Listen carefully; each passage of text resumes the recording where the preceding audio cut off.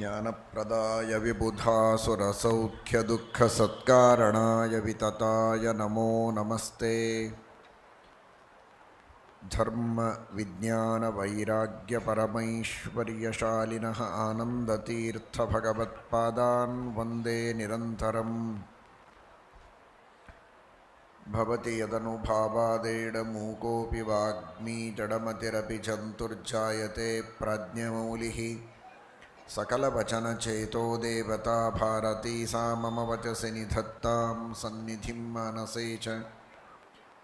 नमोऽस्तु तात्विका देवाः विष्णुभक्तिपरायणाः धर्ममार्गे प्रेरयन्तु भवन्तः सर्व एव हि।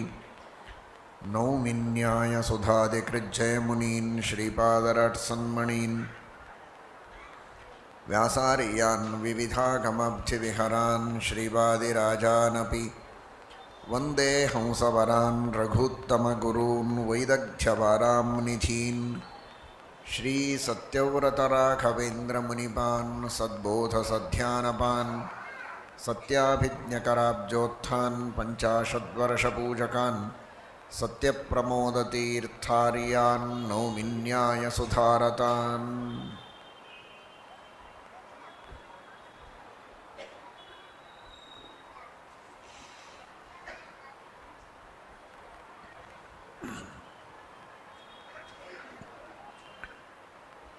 ಭೀಮಸೇನ ದೇವರ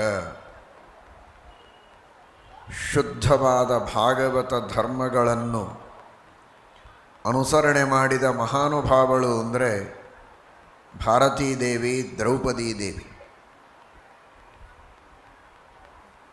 ಪರಿಶುದ್ಧವಾದ ವ್ಯಕ್ತಿತ್ವವನ್ನು ಪಡೆದುಕೊಂಡ ಮೂರು ಕಕ್ಷೆಗಳನ್ನು ತಿಳಿಸ್ತಾರೆ. ಮಹಾಲಕ್ಷ್ಮೀ ದೇವಿ ಎರಡನೆಯ ಕಕ್ಷೆ, ಮೂರನೆಯ ಕಕ್ಷೆಯಲ್ಲಿ ಬರುವ ಬ್ರಹ್ಮದೇವರು, ವಾಯುದೇವರು, ನಾಲ್ಕನೆಯ ಕಕ್ಷೆಯಲ್ಲಿದ್ದ ಸರಸ್ವತಿ, ಭಾರತೀಯರು. ಇವರು ಪರಶುಕ್ಲತ್ರಯರು ಅಂತ ಪರಿಶುದ್ಧರಾದ ವ್ಯಕ್ತಿಗಳು, ಕಪ್ಪು ಚುಕ್ಕೆಗಳಿಲ್ಲದ ವ್ಯಕ್ತಿಗಳು. ದ್ರೌಪದಿಯ ಹೆಸರು ಕೃಷ್ಣ, ಹೆಸರಿನಲ್ಲಿ ಮಾತ್ರ ಕೃಷ್ಣ, ಆದರೆ ಅವಳ ವ್ಯಕ್ತಿತ್ವದಲ್ಲಿ ಒಂದೇ ಕಪ್ಪು ಚುಕ್ಕೆ ಇಲ್ಲ. ಕೃಷ್ಣ ಚುಕ್ಕೆ ಇಲ್ಲದ ಕೃಷ್ಣ ಅವಳು ದ್ರೌಪದಿ.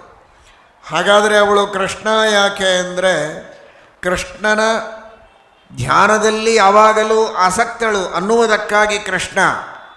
ಶ್ರೀಕೃಷ್ಣ ಧ್ಯಾನದಲ್ಲಿ ಯಾವಾಗಲೂ ಆಸಕ್ತಳಾಗಿದ್ದು ಶುದ್ಧ ಭಾಗವತ ಧರ್ಮದಲ್ಲಿ ರತಳಾದದ್ದರಿಂದ ಎಲ್ಲ ಸ್ತ್ರೀಯರಲ್ಲಿ ಲಕ್ಷ್ಮೀದೇವಿಯ ನಂತರ ಉತ್ಕೃಷ್ಟಳಾದವಳು. ಉತ್ಕೃಷ್ಟತ್ವಾಧಿ ಯೋಷಿತಾಂ ಕೃಷ್ಣ ಸಾ ವರ್ಣತಶ್ಚಾಸೀತ್. ಉತ್ಕೃಷ್ಟತ್ವಾಧಿ ಯೋಷಿತಾಂ. ಬಣ್ಣವೂ ಕಪ್ಪು. ಕೃಷ್ಣನ ಭಕ್ತಳು ವಿಶೇಷವಾಗಿ ಕೃಷ್ಣ ಅತೀ ಉತ್ಕೃಷ್ಟಳಾದದ್ದರಿಂದ ಆ ಕೃಷ್ಟ ಎಂಬ ಶಬ್ದವೇ ತೃತೀಯೋ ಅತಿಶಯ ಅನ್ನುವ ಅರ್ಥದಲ್ಲಿ ಕೃಷ್ಣ ಆಗಿದೆ. ಬಹಳೇ ಉತ್ತಮಳಾದದ್ದರಿಂದ ಟ ಠ ಡ ಮತ್ತೆ ಮುಂದಿನ ಮೂರು ಡ ಢ ಣ. ಆ ಉತ್ಕೃಷ್ಟಳಾದದ್ದರಿಂದ ಅವಳನ್ನು ಉತ್ಕೃಷ್ಣ ಕೃಷ್ಣ ಅಂತ ಕರೆದದ್ದು ಅಂತ ಆಚಾರ್ಯರು ತಾತ್ಪರ್ಯ ನಿರ್ಣಯದಲ್ಲಿ ತಿಳಿಸ್ತಾರೆ. ಅಂತಹ ಶುದ್ಧವಾದ ವ್ಯಕ್ತಿತ್ವ. ಎಂದಿಗೂ ಯಾರಿಗೂ ಏನನ್ನೂ ಬೇಡಿದವಳಲ್ಲ ಭಾರತಿ. ಅವಳು ಭಾರತಿ. ಇಡೀ ಜಗತ್ತಿನ ಭರಣ ಪೋಷಣೆ ಮಾಡುವವರು ವಾಯುದೇವರು, ಭರತರು. ಸರ್ವಸ್ಯ ಭರಣಾಚ್ಯುತಃ ಅಂತ. ವಾಯುರ್ಹಿ ಭರತೋ ನಾಮ ಸರ್ವಸ್ಯ ಭರಣ. ಗರುಡ, ಶೇಷ, ರುದ್ರಾದಿ ಸಕಲ ಜೀವರಾಶಿಗಳ ಭರಣವನ್ನು ಪೋಷಣವನ್ನು ಮಾಡುವ ಮಹಾನುಭಾವರು ವಾಯುದೇವರು, ಭರತರು. ಅವರ ಮಡದಿ ಭಾರತಿ. ಆ ಸಕಲ ಜೀವರ ಭರಣ ಮಾಡುವ ಪತಿಯನ್ನು ಪಡೆದ ಭಾರತಿಗೆ ಸರ್ವೋತ್ತಮನಾದ ಮಾವನನ್ನು, ಶ್ವಶುರನನ್ನು ಪಡೆದ ಭಾರತಿಗೆ ಇನ್ನೊಬ್ಬರಿಗೆ ಕೈ ಚಾಚಿ ಬೇಡುವ ಪ್ರಸಂಗ ಏನು? ಆ ಪ್ರಸಂಗವೇ ಇಲ್ಲ, ಬೇಡುವುದೂ ಇಲ್ಲ. ಎಲ್ಲ ಇದ್ದ ಮಾತ್ರಕ್ಕೆ ಬೇಡಬಾರದು ಅಂತೇನಿಲ್ಲ, ಎಲ್ಲ ಇದ್ದರೂ ಬೇಡುವ ಚಟ ಇರುತ್ತೆ. ಆ ತರಹದ ಅಪೇಕ್ಷೆಗಳು, ಆಕಾಂಕ್ಷೆಗಳು, ಕಾಮನೆಗಳು ಎಲ್ಲವನ್ನು ಪಡೆದುಕೊಂಡ ವ್ಯಕ್ತಿಗೂ ಮತ್ತೂ ಬೇಕು ಅನ್ನುವ ಆಶೆ ಇರ್ತದೆ. ನಿಸ್ವೋ ವಷ್ಟಿ ಶತಂ ಶತಿ ದಶಶತಂ ಲಕ್ಷಂ ಸಹಸ್ರಾಧಿಪ. ಏನಿಲ್ಲ ಅಂದರೆ ಒಂದು 10 ರೂಪಾಯಿ ಬಂದರೆ ಸಾಕು ಅಂತಾನೆ. 10 ಬಂದ ಮೇಲೆ 100, 100 ಬಂದರೆ 1000, 1000 ಬಂದರೆ ಲಕ್ಷ. ಇಂದ್ರ ಪದವಿ ಬೇಕು, ಬ್ರಹ್ಮ ಪದವಿಯೂ ಆದರೂ ಬೇಕು ಅಂತ ಮನುಷ್ಯನಿಗೆ ಅಪೇಕ್ಷೆಗಳಿರುತ್ತೆ. ಆದರೆ ಈ ಪರಶುಕ್ಲತ್ರಯದಲ್ಲಿ ಇದ್ದವರಿಗೆ ಆ ತರಹದ ಅಪೇಕ್ಷೆಗಳಿಲ್ಲ, ಯಾರಿಗೂ ಬೇಡಿದವರಲ್ಲ. ಭೀಮಸೇನ ದೇವರು ಹೇಗೆ ಯಾರಿಗೂ ಬೇಡಲಿಲ್ಲ, ಅದೇ ರೀತಿ ದ್ರೌಪದಿ ದೇವಿಯೂ ಬೇಡಿಲ್ಲ. ಒಂದೇ ಒಂದು ಪ್ರಸಂಗ ವ್ಯವಹಾರದ ದೃಷ್ಟಿಯಲ್ಲಿ ಘೋರವಾದ ಪ್ರಸಂಗ, ಅದು ದ್ರೌಪದಿಯ ವಸ್ತ್ರಾಪಹರಣದ ಪ್ರಸಂಗ. ಜೂಜಾಟದಲ್ಲಿ ದ್ರೌಪದಿಯನ್ನು ಪಣಕ್ಕಿಟ್ಟು ಪಾಂಡವರು ಸೋತ ಪ್ರಸಂಗ. ಅಂತಹ ಪ್ರಸಂಗದಲ್ಲಿ ಬಹಳ ಘೋರವಾದಂತಹ ಅಪಶಕುನಗಳೆಲ್ಲ ಆಗ್ತದೆ. ಏನೀ ಅಪಶಕುನಗಳ ಫಲ? ನರಿಗಳೆಲ್ಲ ಒದರ್ತಾ ಇವೆ, ಇನ್ನನೇಕ ಕ್ರೂರವಾದ ಪ್ರಾಣಿಗಳ ಕ್ರೂರವಾದ ಧ್ವನಿ ಕಿವಿಗೆ ಬೀಳ್ತಾ ಇದೆ. ಇದರಿಂದ ಏನಾಗಬಹುದು ಅಂತ ವಿದುರನಿಗೆ ಧೃತರಾಷ್ಟ್ರ ಕೇಳಿದರೆ, ಏನಾಗಬಹುದು ಅಂತ ಕೇಳ್ತೀಯಲ್ಲಪ್ಪ, ಸರ್ವನಾಶ ಆಗಿ ಹೋಗ್ತದೆ, ಏನೂ ಉಳಿಯೋದಿಲ್ಲ. ಧರ್ಮದ ಪ್ರತೀಕ ದ್ರೌಪದಿ ಎಂದರೆ ಶುದ್ಧ ಗುಣಗಳ, ಧರ್ಮದ, ನಿಷ್ಠೆಯ, ಭಕ್ತಿಯ, ಸದ್ಗುಣಗಳ ಪ್ರತೀಕ. ಅಂತಹ ಶ್ರೇಷ್ಠ ಗುಣವತಿಯಾದ ಮಾನಿನಿ ಅವಳ ಮಾನವನ್ನು ಅಪಹಾರ ಮಾಡಿದರೆ, ಪಾಂಡವರ ದ್ರೋಹ ಮಾಡಿದರೆ, ಆ ಭೀಮಸೇನ ದೇವರ ಕೈಯಲ್ಲಿ ಸಿಕ್ಕು ನಿನ್ನ ಎಲ್ಲ ಮಕ್ಕಳೂ ನಶಿಸಿ ಹೋಗ್ತಾರೆ, ಇನ್ನೇನೂ ಉಳಿಯೋದಿಲ್ಲ ಅಂತ. ಹಾಗಾದರೆ ಏನು ಮಾಡಬೇಕು? ಅವಳಿಗೇನು ಬೇಕೋ ಆ ವರ ಕೊಟ್ಟು ಕಳಿಸು, ನಿನಗೆಲ್ಲ ಒಳ್ಳೆಯದಾಗತ್ತೆ ಅಂತ ಹೇಳಿದಾಗ ಧೃತರಾಷ್ಟ್ರ ಕೇಳ್ತಾನೆ. ಆಗ ದ್ರೌಪದಿಯ ಶುದ್ಧ ಭಾಗವತ ಧರ್ಮ ನೋಡಿ ಪ್ರಸಂಗ ಹೇಗಿದೆ. ಭೀಮಸೇನ ದೇವರ ಪ್ರಸಂಗದಲ್ಲಿ ನೋಡಿದಿರಿ, ಅಜಗರ ಸುತ್ತಿಕೊಂಡ ಪ್ರಸಂಗ, ಆಗಲೂ ವಿದ್ಯೋಪಜೀವನ ಮಾಡಲಿಲ್ಲ. ಎಲ್ಲರನ್ನೂ ಮಾಯೆಯಿಂದ ತನ್ನ ಶಕ್ತಿಯಿಂದ ಯಕ್ಷ ಮಲಗಿಸಿದ ಪ್ರಸಂಗ, ಆಗಲೂ ವಿದ್ಯೋಪಜೀವನವನ್ನು ಮಾಡಲಿಲ್ಲ. ಆದರೆ ಆ ಭೀಮಸೇನ ದೇವರಿಗೆ ಬಲದಲ್ಲಿ ಏನು ಕಡಿಮೆ ಇರಲಿಲ್ಲ, ವಿದ್ಯೆಯಲ್ಲಿ ಕಡಿಮೆ ಇರಲಿಲ್ಲ, ಎಲ್ಲ ಇತ್ತು, ಪ್ರಸಂಗ ಗಂಭೀರ. ಆದರೂ ಅಂತಹ ಸಂದರ್ಭದಲ್ಲಿಯೂ ಧರ್ಮವನ್ನು ಉಳಿಸಿಕೊಂಡವರು. ಹಾಗೆ ಇದಕ್ಕಿಂತ ಇನ್ನು ಘೋರ ಪ್ರಸಂಗ ಒಬ್ಬ ಸ್ತ್ರೀಗೆ ಇನ್ನೇನು ಬರಬೇಕು? ತುಂಬಿದ ಸಭೆಯಲ್ಲಿ ವಸ್ತ್ರಾಪಹರಣ ಮಾಡುವ ಪ್ರಸಂಗ. ಶ್ರೀಕೃಷ್ಣ ಪರಮಾತ್ಮ ಮಾನದ ಸಂರಕ್ಷಣೆ ಮಾಡಿದ. ಅಮಾನಿ ಮಾನದೋ ಮಾನ್ಯ, ಮಾನವನ್ನು ರಕ್ಷಣೆ ಮಾಡಿದ, ವಸ್ತ್ರವನ್ನು ಕೊಟ್ಟ, ರಕ್ಷಣೆ ಮಾಡಿದ, ಎಲ್ಲವೂ ನಿಜ.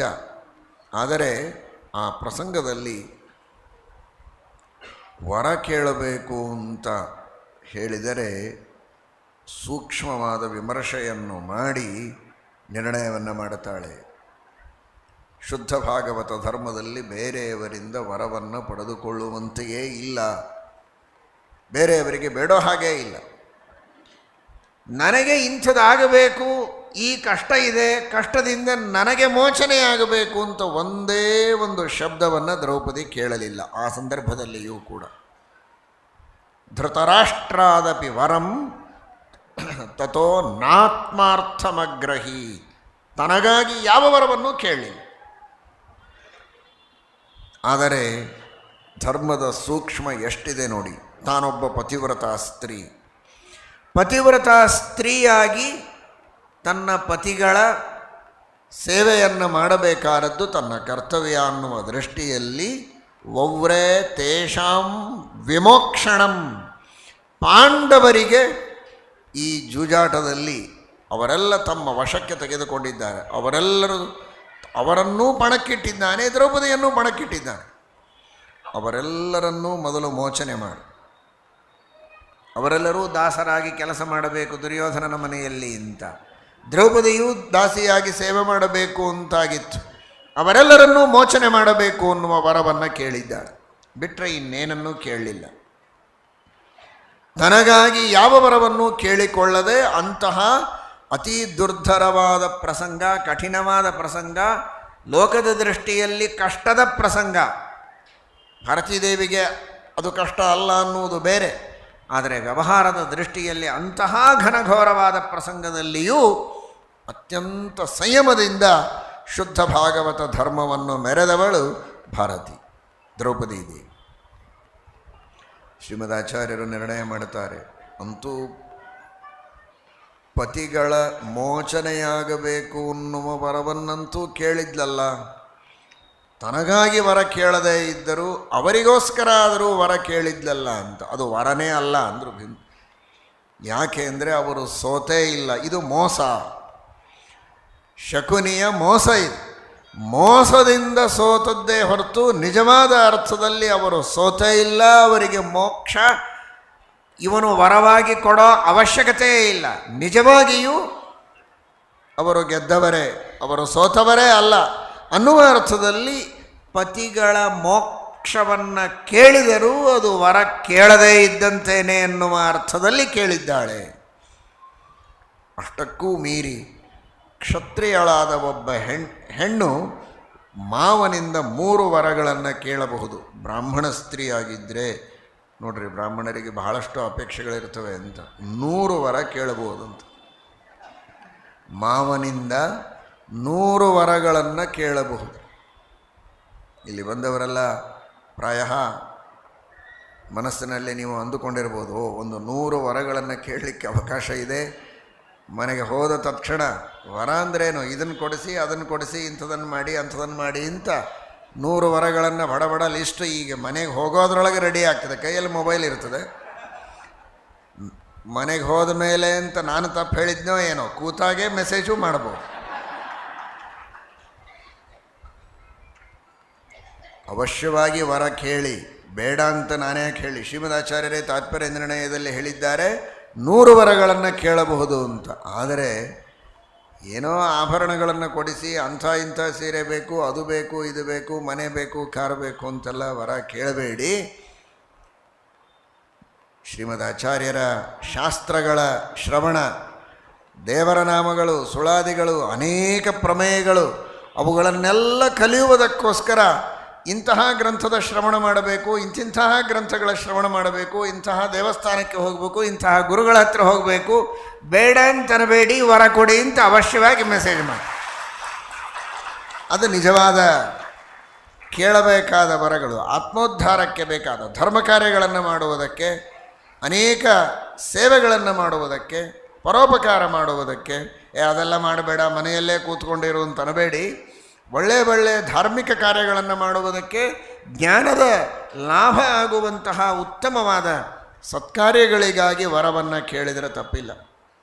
ಅಂತೂ ಶ್ರೀಮದಾಚಾರ್ಯರಂತಾರೆ, ಕ್ಷತ್ರಿಯಳಾದವಳು 3 ಕೇಳಬಹುದು. ಇವರು 3 ಕೇಳಿಲ್ಲ, ಒಂದೇ ಕೇಳಿದ್ದಾಳೆ. ಅದು ತನಗಾಗಿ ಕೇಳಿಲ್ಲ, ಪತಿಗಳಿಗಾಗಿ. ಅದು ಕೂಡ ವರವೇ ಅಲ್ಲ, ಅದು ಅವರು ಸೋತೇ ಇಲ್ಲ. ಆದ್ದರಿಂದ ನಿಜವಾದ ಅರ್ಥದಲ್ಲಿ ವರವೇ ಅಲ್ಲ. ಇಷ್ಟು ಅದನ್ನು ಚಾಳಿಸಿ ಏನೂ ತನ್ನ ಧರ್ಮಕ್ಕೆ ಧಕ್ಕೆ ಬರೋ ಹಾಗೆ ಆರಿಸಿಕೊಂಡು ಒಂದು ಮಾತನ್ನು ಕೇಳಿದ್ದು ಬಿಟ್ಟರೆ ಇನ್ನೆಂದೂ ಯಾರಿಗೂ ಏನನ್ನೂ ಕೇಳದ ಶುದ್ಧ ಭಾಗವತ ಧರ್ಮವನ್ನು ಅನುಷ್ಠಾನದಲ್ಲಿ ತಂದ ಮಹಾನುಭಾವಳು ದ್ರೌಪದಿ. ಅಂತಹ ಶುದ್ಧ ಭಾಗವತ ಧರ್ಮದಲ್ಲಿ ರತಳಾದ ದ್ರೌಪದಿ ದೇವಿಯ ಅನುಗ್ರಹ ನಮ್ಮೆಲ್ಲರ ಮೇಲೆ ಇರಬೇಕು. ಶುದ್ಧವಾದ ಭಾಗವತ ಧರ್ಮದಲ್ಲಿ ರತಳಾದ ಆ ದ್ರೌಪದಿ ಅರ್ಥಾತ್ ಭಾರತೀ ದೇವಿಯ ಸ್ತೋತ್ರವನ್ನು ಮಾಡಿ ಶ್ರೀಮನ್ಯಾಯಸುಧಾ ಗ್ರಂಥವನ್ನು ಪ್ರಾರಂಭ ಮಾಡುತ್ತಾರೆ ಶ್ರೀಮಠ್ ಟೀಕಾಕೃತ್ಪಾದರು. ಸಾಮಾನ್ಯವಾಗಿ ದೇವರಿಗೆ, ವಾಯುದೇವರಿಗೆ, ಗುರುಗಳಿಗೆ ನಮಸ್ಕಾರವನ್ನು ಮಾಡಿ ಗ್ರಂಥಗಳನ್ನು ಎಲ್ಲ ಕಡೆಗೆ ಪ್ರಾರಂಭ ಮಾಡುತ್ತಾ ಇದ್ದರೂ ಕೂಡ ಶ್ರೀಮನ್ಯಾಯಸುಧಾ ಗ್ರಂಥದಲ್ಲಿ ಭಾರತೀ ದೇವಿಯ ವಿಶೇಷವಾದ ಸ್ತೋತ್ರವನ್ನು ಮಾಡಿ ಆ ಗ್ರಂಥವನ್ನು ರಚನೆ ಮಾಡುತ್ತಾರೆ.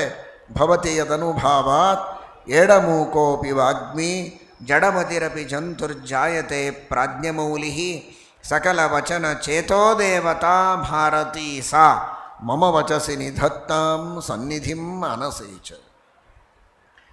ಯಾವ ಭಾರತೀ ದೇವಿಯ ಅನುಗ್ರಹದಿಂದ ಒಬ್ಬ ಮೂಕನು, ಏಡ ಮೂಕ, ಹುಟ್ಟಿದಾರಭ್ಯ ಕಿವುಡ ಮೂಕ, ಅವನು ವಾಗ್ಮಿಯಾಗಬಹುದು. ಮದಡನಾದ ವ್ಯಕ್ತಿ, ಬುದ್ಧಿಶೂನ್ಯನಾದ ವ್ಯಕ್ತಿ, ಮಂದನೂ ಕೂಡ ಉತ್ತಮ ಪ್ರಾಜ್ಞನಾಗಬಹುದು, ವಿದ್ವಾಂಸನಾಗಬಹುದು ಭಾರತೀ ದೇವಿಯ ಕೃಪೆಯಿಂದ. ವಾಕ್ಶಕ್ತಿಯನ್ನು ಪ್ರಚೋದನೆ ಮಾಡುವ, ಮನಸ್ಸಿನಲ್ಲಿ ಜ್ಞಾನವನ್ನೂ ನೀಡುವ ಆ ವಾಂಗ್ಮನಸ ದೇವತೆ ಭಾರತೀ ದೇವಿ. ಅಂಥವಳ ಅನುಗ್ರಹ ನಮ್ಮೆಲ್ಲರ ಮೇಲೆ ಇರಲಿ. ವಿಶೇಷವಾಗಿ ಈ ಗ್ರಂಥದ ರಚನೆಯ ಸಂದರ್ಭದಲ್ಲಿ ಅವರ ಅನುಗ್ರಹ, ಭಾರತೀ ದೇವಿಯರ ಅನುಗ್ರಹ ನಮಗಿರಲಿ ಅಂತ ಪ್ರಾರ್ಥನೆಯನ್ನು ಮಾಡಿದ್ದಾರೆ. ಆ ಶುದ್ಧ ಭಾಗವತ ಧರ್ಮದಲ್ಲಿ ರತಳಾದದ್ದರಿಂದಲೇ ಅವಳು ಎಲ್ಲರಿಗಿಂತಲೂ ಉತ್ಕೃಷ್ಟಳಾದವಳು. ಅದಕ್ಕಾಗಿ ಶ್ರೀಮಠ್ ಟೀಕಾಕೃತ್ಪಾದರು ಸಕಲ ವಚನ ಚೇತೋ ದೇವತಾ ಭಾರತಿ ಸಾ ಅಂತ ಕರೆದರು. ಆ ಸಾ ಅನ್ನುವುದಕ್ಕೂ ಯದನುಭಾವಾತ್ ಸಾ, ಯಾವಳ ಅನುಗ್ರಹದಿಂದ ನಮಗೆ ವಾಗ್ಮಿತ್ವ ಬರುತ್ತೆ ಅವಳು ಅಂತ ಒಂದು ಅರ್ಥ. ಆದರೆ ಸಾ ಅಂದರೆ ಸಾರಭೂತ ಅಂತ. ಛಾಂದೋಗ್ಯೋಪನಿಷತ್ತಿನಲ್ಲಿ ಸಾ ಅಂದರೆ ಭಾರತಿ, ಅಮ ಅಂದರೆ ವಾಯುದೇವರು, ಇವರಿಬ್ಬರ ಅರ್ಧನಾರಿ ನರರೂಪಕ್ಕೆ ಸಾಮ ಅಂತ ಕರೆದಿದ್ದಾರೆ. ಯಾಕೆ ಅಂದರೆ ಸಾರಭೂತಳಾದವಳು, ಉತ್ಕೃಷ್ಟಳಾದವಳು, ಎಲ್ಲರಿಗಿಂತಲೂ ಉತ್ಕೃಷ್ಟಳಾದದ್ದರಿಂದ ತ್ರಿಲೋಕ ವನಿತಾಧಿಕ ರೂಪ ಸಾರ ಎಂಬುದಾಗಿಯೂ ಹೇಳ್ತಾರೆ. ಎಲ್ಲರಿಗಿಂತಲೂ ಉತ್ಕೃಷ್ಟವಾದ ಸೌಂದರ್ಯ ಇದ್ದವಳು. ಯತ್ರ ರೂಪಂ ತತ್ರ ಗುಣಾಃ ಭಕ್ತ್ಯಾದ್ಯಾಃ ಸ್ತ್ರೀಷು ನಿತ್ಯಶಃ.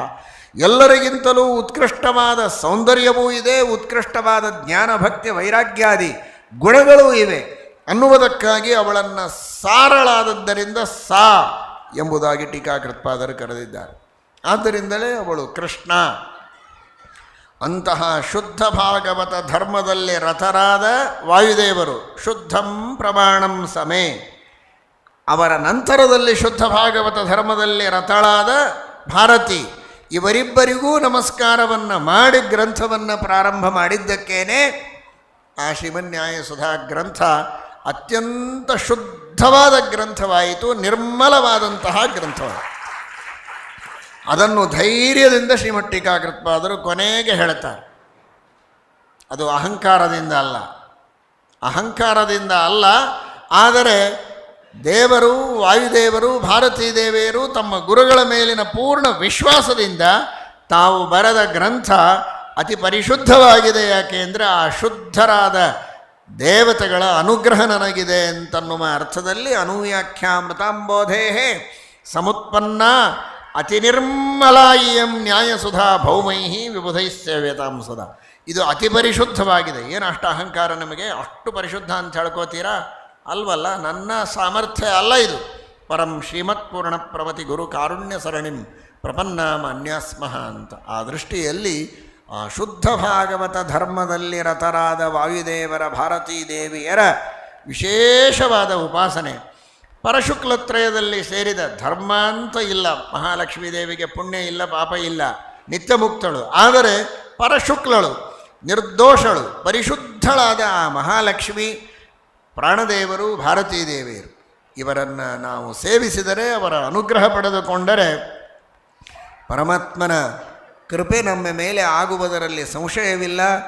ನಮ್ಮ ಜೀವನ ಸನ್ಮಾರ್ಗದಲ್ಲಿ ನಡೆಯುತ್ತೆ, ನಮ್ಮ ಮಾತು ಸನ್ಮಾರ್ಗದಲ್ಲೇ ಇರುತ್ತದೆ, ಮನಸ್ಸು ಒಳ್ಳೆಯ ಆಲೋಚನೆಗಳನ್ನೇ ಮಾಡುತ್ತದೆ. ಈ ತರಹದ ಒಂದು ಉತ್ತಮವಾದ ಜೀವನವನ್ನು ನಡೆಸುವುದಕ್ಕೆ ಸಾಧ್ಯ ಇದೆ ಎನ್ನುವ ದೃಷ್ಟಿಯಲ್ಲಿ ಇವರ ಉಪಾಸನೆಯನ್ನು ಮಾಡಿ ಇವರ ಅನುಗ್ರಹವನ್ನು ಪಡೆದುಕೊಳ್ಳಿ ಎನ್ನುವುದನ್ನು ಇಲ್ಲಿ ನಮಗೆ ಸೂಚನೆ ಮಾಡ್ತಾ ಇದ್ದಾರೆ. ಅನ್ವೇನಮೇವ ತದ್ಧರ್ಮೇ ಕೃಷ್ಣೈಕಾ ಸಂಸ್ಥಿತ ಸದಾ ಧೃತರಾಷ್ಟ್ರಾದಪಿ ವರಂ ತಥೋ ನಾತ್ಮಾರ್ಥಮಗ್ರಹೀತ್ ನಾಶಪದ್ಧಾರ್ಥರಾಷ್ಟ್ರಂಶ್ಚ ಮಹಾಪದ್ಯಪಿ ಸಾ ತತಃ. ಇನ್ನೊಂದು, ವರ ಕೇಳಿಲ್ಲ ಅಷ್ಟೇ ಅಲ್ಲ, ಶಾಪ ಕೊಟ್ಟಿಲ್ಲ ಅಂತ ಆದಿಪರ್ವದಲ್ಲಿ ಬರ್ತದೆ, ಮಹಾಭಾರತದಲ್ಲಿ, ಮೂಲ ಮಹಾಭಾರತದಲ್ಲಿ. ಒಂದೇ ಒಂದು ಕ್ರೋಧದ ದೃಷ್ಟಿಯನ್ನು ಕೌರವರ ಮೇಲೆ ಹಾಕಿದ್ರೆ ಸುಟ್ಟು ಬೂದಿ ಆಗ್ತಾ ಇದ್ರು ಅಂತ ವೇದವ್ಯಾಸ ದೇವರು ಹೇಳ್ತಾರೆ ಈ ಮಾತನ್ನು. ದ್ರೌಪದಿ ತನ್ನ ಪಾತಿವ್ರತ್ಯ, ತನ್ನ ಸಾಮರ್ಥ್ಯ, ಅದ್ಭುತವಾದ ಪಾತಿವ್ರತ್ಯ, ಆ ಸಾಮರ್ಥ್ಯ, ಆ ಶಕ್ತಿ, ಆ ತಪಸ್ ಅದನ್ನು ಉಪಯೋಗಿಸಿ ಒಂದೇ ಒಂದು ಕಣ್ಣು ತೆಗೆದಿದ್ದರೆ ಅವರೆಲ್ಲರೂ ಸುಟ್ಟು ಬೂದಿಯಾಗಬಹುದಾಗಿತ್ತು. ಕ್ಷಮ ಮಾಡಿದ್ದಾಳೆ. ಕಾರಣ ಭಗವಂತನ ಸಂಕಲ್ಪ. ಇನ್ನೂ ಅವರ ಪಾಪಘಟ ಪೂರ್ಣ ಆಗಬೇಕು. ಅವರೆಲ್ಲ ಪಾಪಿಗಳಾದ ದುಷ್ಟರನ್ನು ಒಂದು ಕಡೆಗೆ ಸೇರಿಸಬೇಕು. ಯುದ್ಧದಲ್ಲಿ ಅವರೆಲ್ಲರನ್ನೂ ಪಾಂಡವರು ಸಂಹಾರ ಮಾಡಿ ಭೂಭಾರ ಹರಣ ಮಾಡಬೇಕು. ಅದಕ್ಕಿನ್ನೂ ಕಾಲ ಇದೆ. ಅದನ್ನು ಅವರು ತಮ್ಮ ಬಲದಿಂದ ಮಾಡುತ್ತಾರೆ. ಬಲಪ್ರಯೋಗ ಮಾಡಿದರೆ ತಪ್ಪಿಲ್ಲ, ತಪಃಪ್ರಯೋಗ ಮಾಡಬಾರದು ಅಂತ. ತಪಸ್ಸು ಇದು ಕೇವಲ ಭಗವಂತನ ಪ್ರೀತಿಗಾಗಿರಬೇಕು. ತಮ್ಮ ಬಲದಿಂದ ನಮ್ಮ ಪತಿಗಳು ಪಾಂಡವರು ಸಂಹಾರ ಮಾಡ್ತಾರಲ್ಲ, ಸಾಕು, ತಪಸ್ಸನ್ನು ಉಪಯೋಗಿಸುವುದು ಬೇಡ ಅಂತ ಅನೇಕ ಸಂದರ್ಭಗಳಲ್ಲಿ ದ್ರೌಪದಿ ಅದನ್ನು ಸಹನೆ ಮಾಡಿದ್ದಾಳೆ. ವಸ್ತ್ರಾಪಹರಣದ ಸಂದರ್ಭದಲ್ಲಿಯೂ ಸರಿ. ಅದೇ ರೀತಿ ವನವಾಸದಲ್ಲಿ ಅವರು ಜಯದ್ರಥ ಅಪಹಾರ ಮಾಡಿಕೊಂಡು ಹೋಗಬೇಕು ಅಂತ ಪ್ರಯತ್ನ ಮಾಡಿದಾಗಲೂ ಸರಿ, ಕೋಟಿಕಾಶ್ಯ ಜಯದ್ರಥ ಆಗಲೂ ಸಹನೆ ಮಾಡಿದ್ದಾಳೆ. ಕೀಚಕ ಅವನನ್ನು ತನ್ನ ತಪಸ್ಸಿನಿಂದಲೇ ಸುಡಬಹುದಾಗಿತ್ತು, ಆಗಲೂ ಸಹನೆ ಮಾಡಿದ್ದಾಳೆ. ಭೀಮಸೇನ ದೇವರು ತಮ್ಮ ಬಲದಿಂದ ಸಂಹಾರ ಮಾಡಿದ್ದಾರೆ. ದ್ರೌಪದಿ ತನ್ನ ತಪಸ್ಸನ್ನು ಉಪಯೋಗಿಸಿಲ್ಲ.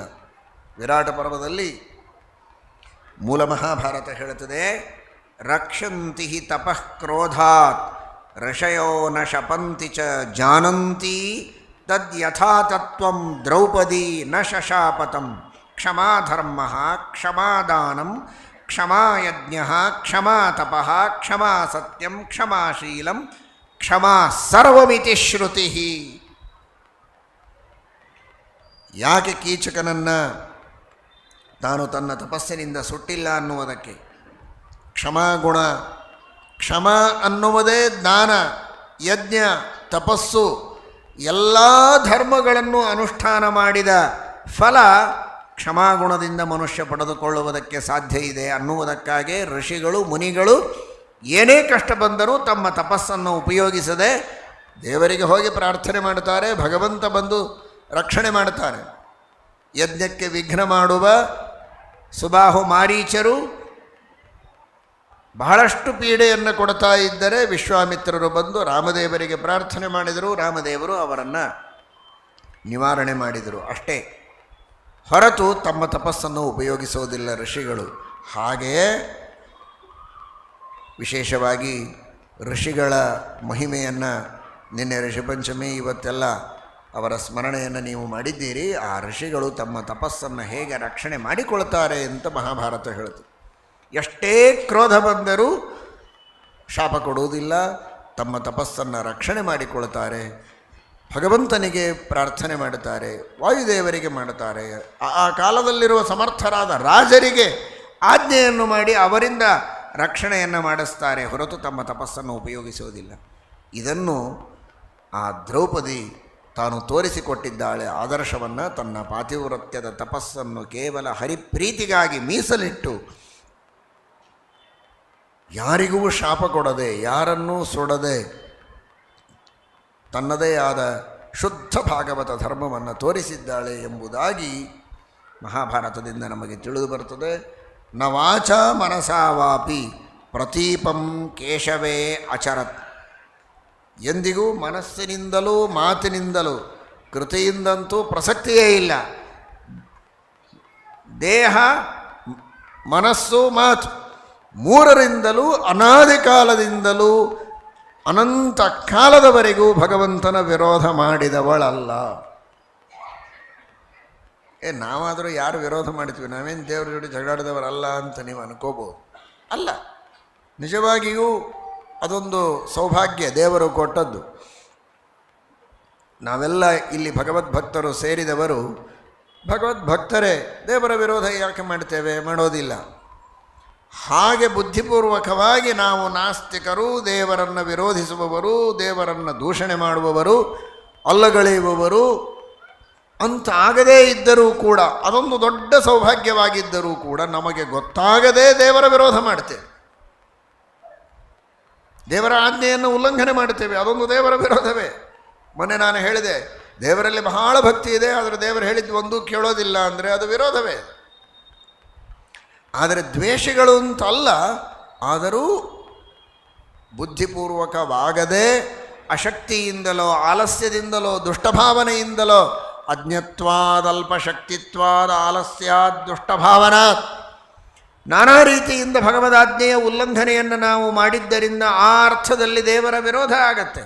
ದೇವರು ಸ್ವತಂತ್ರನಾದಾಗ ನಾನು ಸ್ವತಂತ್ರವಾಗಿ ಮಾತಾಡ್ತೇನೆ ಅಂತ ಅಂದ್ಕೊಂಡು ನಾನು ದೇವರ ಮಹಿಮೆಯನ್ನೇ ಉಪನ್ಯಾಸ ಮಾಡಿದರೂ ಅದು ದೇವರ ವಿರೋಧ ಆಗ್ತದೆ.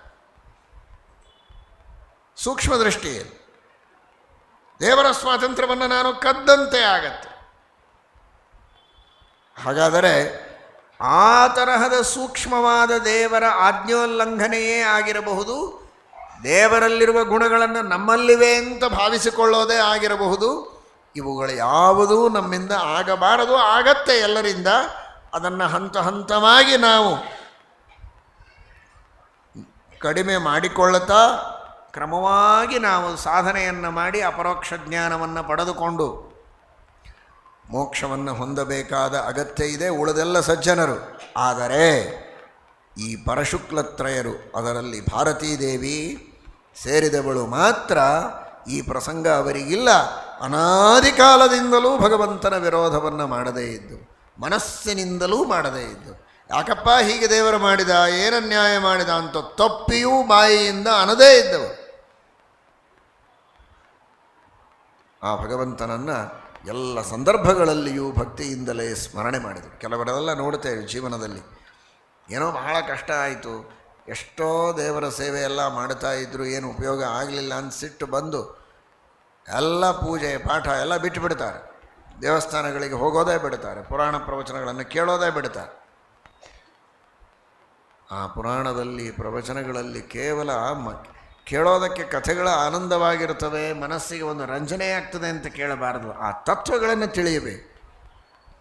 ಪುರಾಣಗಳಲ್ಲಿ, ಇತಿಹಾಸದಲ್ಲಿ, ಸರ್ವಮೂಲ ಗ್ರಂಥಗಳಲ್ಲಿ ಹೇಳಿದ ಆ ಕರ್ಮದ ಸಿದ್ಧಾಂತವನ್ನು ತಿಳಿದುಕೊಂಡ್ರೆ, ದೇವರ ಅನುಗ್ರಹ ಏನು, ಕಾರುಣ್ಯ ಏನು ಅಂತ ಅರ್ಥ ಮಾಡಿಕೊಂಡ್ರೆ ಆ ಮನುಷ್ಯನಿಗೆ ಈ ತರಹದ ಭಾವನೆಗಳು ಬರಲಿಕ್ಕೆ ಅವಕಾಶವೇ ಇಲ್ಲ. ಅದನ್ನು ದೃಢಪಡಿಸಿಕೊಂಡು ಯಾವುದೇ ರೀತಿಯ ತಪ್ಪು ದಾರಿಗೆ ತಾನು ಹೋಗದಂತೆ ಸನ್ಮಾರ್ಗದಲ್ಲಿ ತಾನು ನಡೆಯಬೇಕು ಅನ್ನುವುದನ್ನು ಈ ಅತ್ಯುತ್ಕೃಷ್ಟವಾದ ಆದರ್ಶದಿಂದ ಅತ್ಯಲ್ಪವಾದ ಗುಣವನ್ನು ನಾವು ನಮ್ಮ ಜೀವನದಲ್ಲಿ ಅಳವಡಿಸಿಕೊಳ್ಳುವ ಪ್ರಯತ್ನವನ್ನು ಮಾಡಬೇಕು. ಅವರ ಅನುಗ್ರಹದಿಂದ ನಮ್ಮ ತಪ್ಪುಗಳನ್ನು ತಿದ್ದಿಕೊಳ್ಳಬೇಕು ಅನ್ನುವುದನ್ನು ದ್ರೌಪದಿಯ ಒಂದು ಆದರ್ಶದಿಂದ ನಾವೆಲ್ಲ ತಿಳಿದುಕೊಳ್ಳಬೇಕು ಅಂತ ಶ್ರೀಮನ್ ಮಹಾಭಾರತ ತಾತ್ಪರ್ಯ ನಿರ್ಣಯ ನಮಗೆ ಸಂದೇಶವನ್ನು ನೀಡುತ್ತಾ ಇದೆ.